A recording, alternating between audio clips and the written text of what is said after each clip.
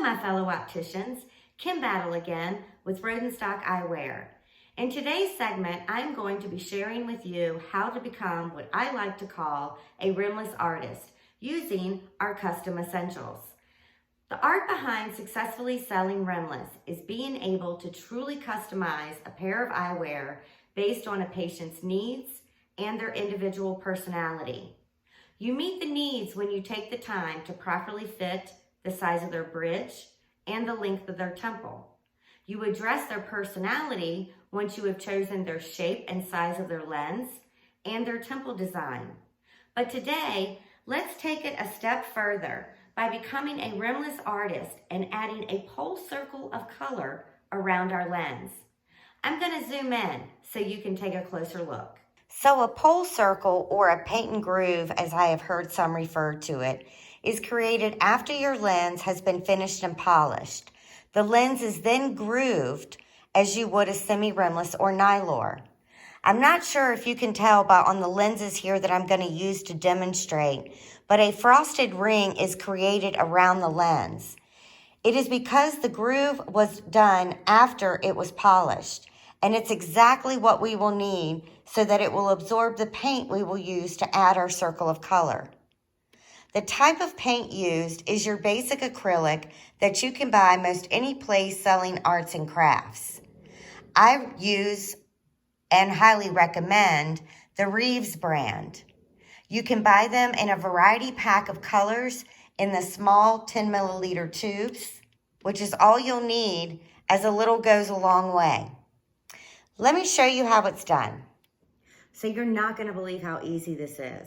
So to demonstrate, I have my own personal lenses here along with my new Custom Essentials T2 chassis in the core metal color of titanium with the RXP black temple cover.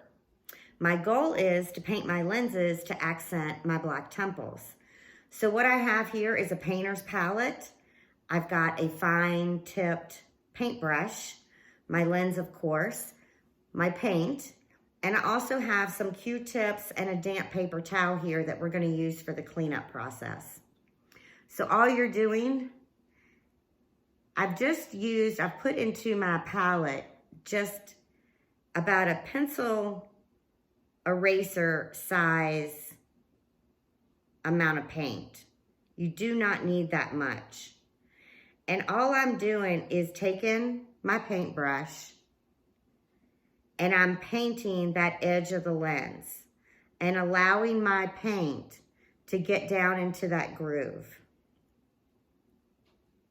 You do not have to be worried about any excess paint that you get on your lens or outside of the groove.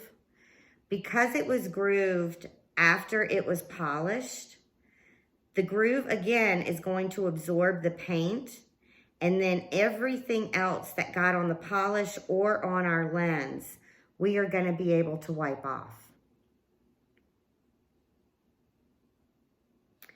I do always recommend doing 2 coats, which is why I went ahead and painted our first lens so that I can show you how, for time's sake, I can show you how to clean that one up while one is drying, getting ready for its second coat. So all I've done is completely painted that edge all the way around the lens. We're going to let that dry for a minute or two. And like I said, I already had one here. I went ahead and put the first coat on my first lens. I have a little bit of water here in my palette. I like using just a Q-tip. And we're just going to take that and clean up all that excess that is around the lens.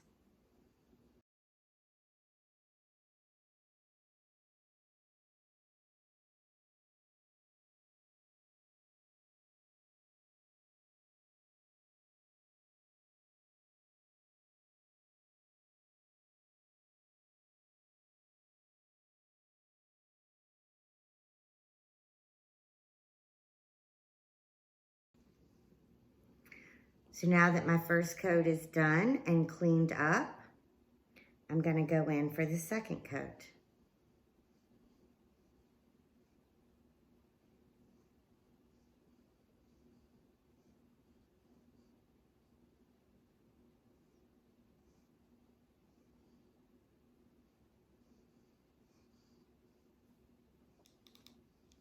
While that's drying, I'll clean up my other lens.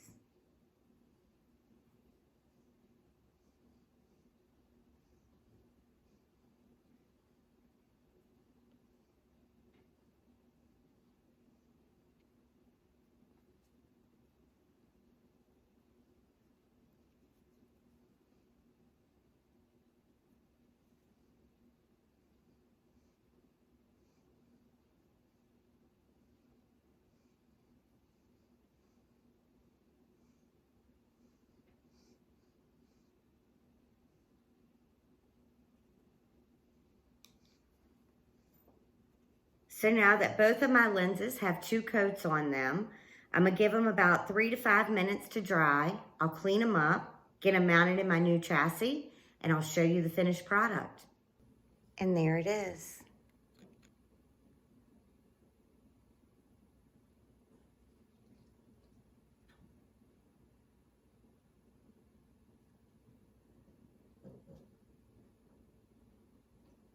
As the saying goes, that's all, folks.